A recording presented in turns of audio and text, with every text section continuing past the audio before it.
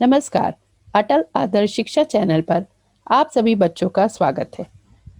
आज हम पर्यावरण अध्ययन की पुस्तक आसपास कक्षा 3 का पाठ 11 यहाँ से वहाँ पढ़ेंगे। यह वीडियो देखने के बाद आप ईंधन और उनका वाहनों में प्रयोग जानेंगे, पहिए के आविष्कार की कहानी पढ़ेंगे, माचिस के डिब्बों से रेलगाड़ी बनाएंगे, ध्वनि प्रदूषण और वायु प्रदूषण के बारे में जानेंगे। विभिन्न वाहनों में अलग अलग ईंधनों का प्रयोग किया जाता है।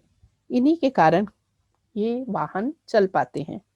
जैसे सबसे पहले डीजल का प्रयोग भारी वाहनों में किया जाता है, जैसे ट्रैक्टर, बस, ट्रक, रेलगाड़ी आदि। पेट्रोल का प्रयोग हल्के वाहनों में जैसे स्कूटर, मोटरसाइकिल, कार आदि में किया जाता है। सीएनजी, कंप्रेस्ड नेचुरल गैस, इसका प्रयोग ऑटो, कार आदि में किया जाता है। यह ईंधन सबसे सस्ता, सुगम और प्रदूषण रहित ईंधन है। कुछ वाहनों में बैटरी का प्रयोग भी किया जाता है, जैसे ई रिक्शा वगैरह। बैटरी को बिजली से चार्ज किया जाता है। मुझे पता है आप सबको पहिए के आविष्कार कैसे हुआ ये जानना है, तो चलो जानते हैं पहिए के आविष्कार की कहानी। पहले समय में लोग एक स्थान से दूसरे स्थान पैदल जाते थे और सामान उठाकर चलना पड़ता था। एक बार उन्होंने देखा लकड़ी के लट्ठे को पहाड़ी से लुढ़कते हुए देखा। उन्होंने देखा कि लकड़ी के लट्ठे उठाने के बजाय लुढ़काना बहुत आसान है। उन्होंने लकड़ी के 2 गोल टुकड़े काटे और उसके ऊपर लकड़ी का फट्टा लगाया और उसे चलाया। यह गाड़ी सामान और मरे हुए जानवर उठाने के लिए बहुत सुविधाजनक थी। यहीं से हुआ पहिए का आविष्कार। पहिए के आविष्कार ने यात्रा जगत में तहलका मचा दिया। इसका प्रयोग वाहनों में जैसे तांगा, बैलगाड़ी, कार, बस आदि में किया जाता है। इससे कम समय में यात्रा होने लगी और यात्रा सुगम होने लगी। इसके अलावा पहिए का प्रयोग मशीनों में, झूलों में, मिट्टी के बर्तन बनाने में, आटा चक्की आदि में भी किया जाता है।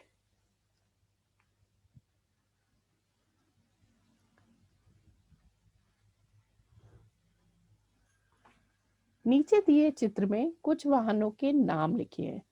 तुम्हें हर वाहन को एक तरफ उसके पहिए की संख्या से जोड़ना है, दूसरी तरफ उसी वाहन को वह जिससे चलता है उससे जोड़ना है। जैसे आपको बीच में बहुत सारे वाहनों के नाम दिए, बस, बैलगाड़ी, ये सब।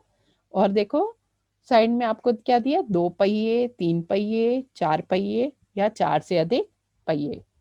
दूसरी तरफ आपको क्या दिया, ईंधन के नाम, पेट्रोल, डीजल या गैस से चलते हैं, बिजली से चलते हैं, जानवर चलाते हैं या मनुष्य चलाते हैं। तो आप इनको इनसे जोड़ेंगे। जैसे सबसे पहले दिया था बस। बस में कितने पहिए होते हैं, 4 से अधिक, और ये किससे चलती है, डीजल से। बैलगाड़ी में 2 पहिए होते हैं और इसे कौन चलाता है, जानवर। ठेला में कितने पहिए होते हैं, 4, और इसे कौन चलाता है, मनुष्य चलाता है। स्कूटर में कितने पहिए होते हैं, आप सबको पता है, 2 पहिए होते हैं और ये पेट्रोल से चलती है।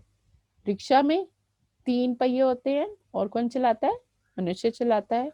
और ई रिक्शा अलग होती है जो बैटरी से चलती है। कार में कितने पहिए होते हैं, 4, ये पेट्रोल से, डीजल से और गैस, सीएनजी गैस से भी चलती है।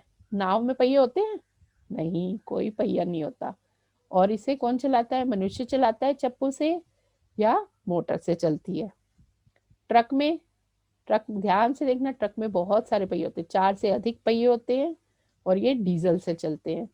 साइकिल में, आपके पास, सबके पास साइकिल है, तो कितने पहिए होते हैं, 2, और कौन चलाता है, आप चलाते हैं। मोटरसाइकिल में 2 पहिए होते हैं, किससे चलते हैं, पेट्रोल से। मेट्रो रेल तो सबने यात्रा करी है ना, मेट्रो रेल की, कितने सारे पहिए, बहुत सारे, 4 से अधिक, और कौन चलाता है, बिजली से। रेलगाड़ी बैठे हो ना आप लोग, तो रेलगाड़ी में कितने पहिए हैं, बहुत सारे, 4 से अधिक, और कौन चलाता है, डीजल या बिजली से चलती है। अब हम पढ़ेंगे वाहन की यात्रा, कैसे कैसे समय के साथ वाहनों का प्रयोग बदलता गया। पहले यात्रा करने के लिए आदमी पैदल चलता था, एक स्थान से दूसरे स्थान जाना है तो वो पैदल जाता था। फिर उसने पशुओं का इस्तेमाल किया, घोड़े पे गया, हाथी पे बैठा, और कुछ लोग पालकी का भी इस्तेमाल करते थे जिससे लोग उठाकर चलते थे। फिर हुआ पहिए का आविष्कार। पहिए के आविष्कार से लोगों ने हाथ गाड़ी बनाई, तांगा बनाया, इससे यात्रा सुगम हो गई। पहले लकड़ी के पहिए का इस्तेमाल करते थे, फिर धीरे धीरे रबड़ के पहियों का इस्तेमाल शुरू हो गया। फिर कार का इस्तेमाल हुआ, ट्रक बना, ट्रक में भी पहियों का इस्तेमाल हुआ, और फिर हवाई जहाज, स्कूटी, सब जगह पहियों का इस्तेमाल हुआ। और ये था। और अब तो लोग रॉकेट में बैठकर दूसरे ग्रह भी जाते हैं। ये था मनुष्य का पैदल से रॉकेट तक का सफर। मजा आया ना आप सबको? आप बड़ों से पूछकर बताओ, आज से 50 साल पहले लोग कैसे आते जाते थे? क्या तब भी ये सभी साधन थे? आपके घर में दादा होंगे, नाना होंगे, जो भी बड़े हैं उनसे पूछो कि वो कैसे आते जाते थे। साइकिल थी तब भी, रिक्शा थे, तांगा थे, बैलगाड़ी थे, और क्या क्या था। कारें भी थी लेकिन लोगों के पास कम कारें थी, है ना।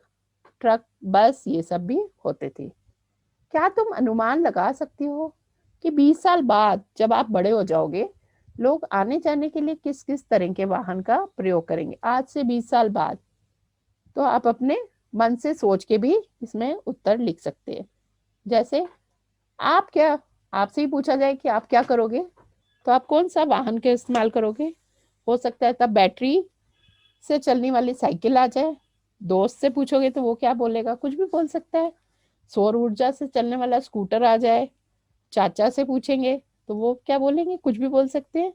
वो सौर ऊर्जा वाली कार का इस्तेमाल कर सकते हैं। शिक्षिका, आपकी अध्यापिका किसका इस्तेमाल करेंगी? हो सकता है सीएनजी कार का इस्तेमाल करें।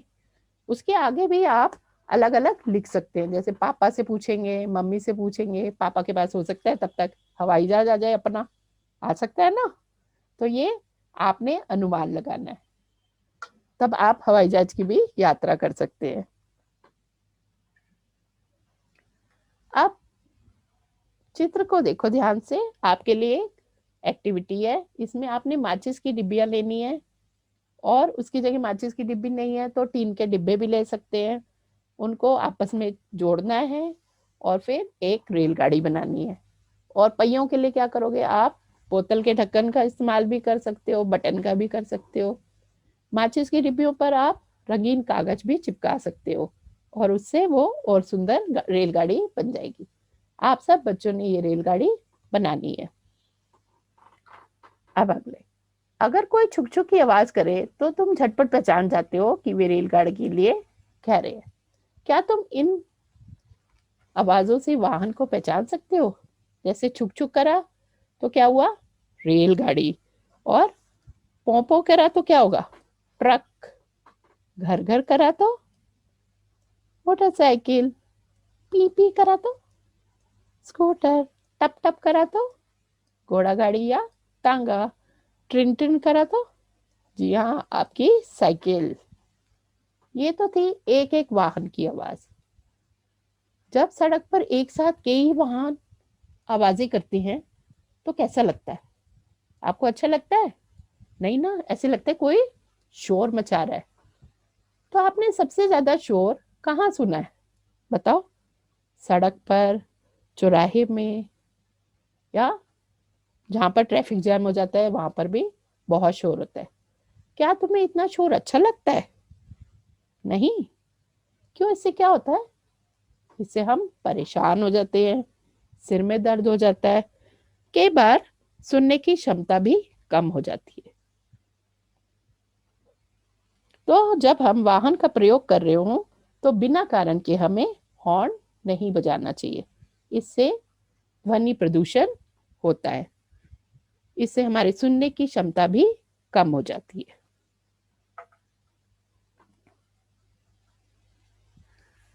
अब आपको एक चित्र दिखाया गया है, देख रहे हो आप? ध्यान से चित्र को देखो, इसमें क्या हो रहा है? चित्र में तुम्हें क्या क्या दिखाई दे रहा है? ध्यान से देखोगे तो आपको पता चलेगा क्या हो रहा है। एक मकान में आग लग रही है, दमकल की गाड़ी खड़ी है, दमकल के लोग आग बुझाने की कोशिश कर रहे हैं। तुम्हें कौन कौन से वाहन दिखाई दे रहे हैं? और भी वाहन खड़े हैं ना? कौन कौन से वाहन है? एक एम्बुलेंस है, आप पहचानो, एक पुलिस वैन है और एक दमकल गाड़ी है। वे वाहन क्या क्या काम कर रहे हैं? ध्यान से देखो। दमकल गाड़ी क्या कर रही है? आग बुझा रही है। एम्बुलेंस क्या करेगी? घायलों को अस्पताल लेकर जाएगी। पुलिस वैन किस लिए खड़ी है? लोगों की सुरक्षा के लिए। तो ये सभी वाहन हमारी यात्रा के लिए नहीं है, लेकिन ये हमारी सुविधा के लिए है।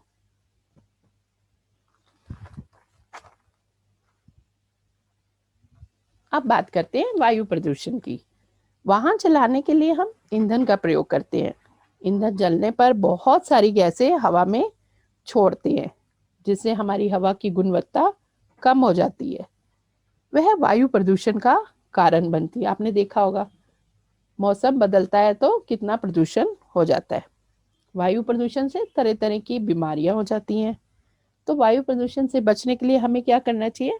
हमें ऐसे वाहनों का प्रयोग करना चाहिए जिसमें सीएनजी ईंधन का प्रयोग होता है। इसके बाद आप सब बच्चों के लिए एक एक्टिविटी दी है। इसमें आपको चित्र दिए हैं अलग अलग, आपको उनमें नंबर से लगा के एक लगाना है और आपके सामने एक चित्र आएगा। आप सोच भी सकते हो किसका चित्र आएगा, देख के भी पहचान सकते हो किसका चित्र बनेगा।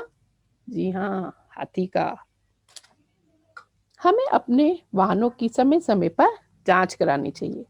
वाहनों का प्रयोग करते समय ध्वनि प्रदूषण और वायु प्रदूषण कम से कम होना चाहिए। कैसे? अपने बड़ों से इस विषय पर चर्चा करें। घर पर रहें, सुरक्षित रहें। धन्यवाद।